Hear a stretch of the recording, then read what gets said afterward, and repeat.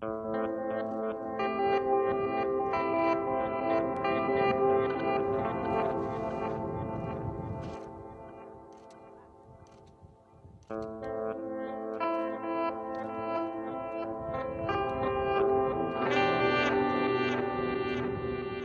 don't think we've yet grasped the scale and the urgency of the issue of food security and how it relates to water and climate change and land scarcity and the conversion of cropland and non-farm uses.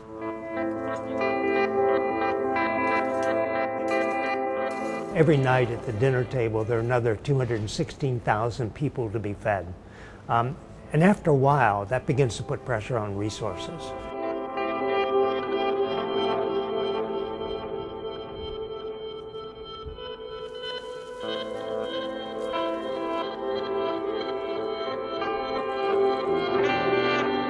It is, in a way, too late to solve it. It's solving itself, but it's going to take another 2 billion people before the population growth stops. We are no longer in the situation of the 70s or 80s, where the population was, in fact, growing exponentially. I mean, we have more than tripled the global population since the end of the Second World War, 2 billion to almost 7 billion. We're never going to double it again.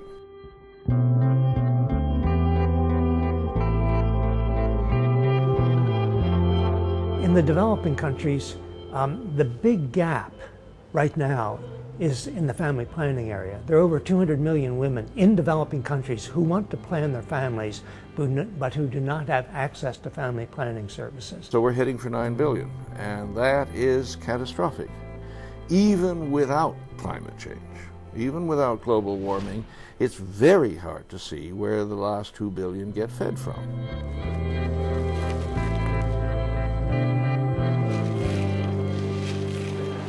We must treat land as an extremely valuable resource that you must not allow to be diverted to other purposes.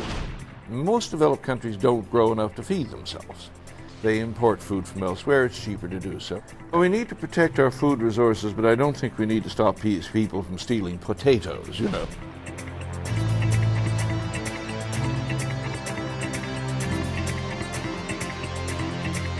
If you get land without water, it's not really worth anything.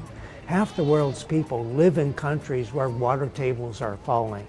And what this means is that in many countries, including China and India, we have created food bubble economies because you can overpump in the short run and expand your food production, but when the aquifer is depleted, pumping is reduced to the rate of recharge. All of these countries are pushing against the limits of their water supply. So when they need more water from cities, they take it from agriculture. And then they import grain to offset that loss. Water tables are falling in so many countries now and so fast that as they begin to hit bottom, it's going to reverberate throughout the world grain market. The massive diversion of grain to the production of fuel for cars. This past year, we harvested over 400 million tons of grain. Roughly 100 million tons of that is going to ethanol distilleries. The price of grain is tied to the price of oil, because if the price of oil goes up, it'll pull more and more grain into the energy economy, and there'll be less in the food economy. In effect, the 900 million automobile owners in the world are now competing with the 2 billion poorest people in the world for the grain supply. And the difference between the two groups is the difference between an average income of roughly $30,000 a year and an average income of roughly $3,000 a year. So it's easy to see who's going to win in this competition if governments do not intervene.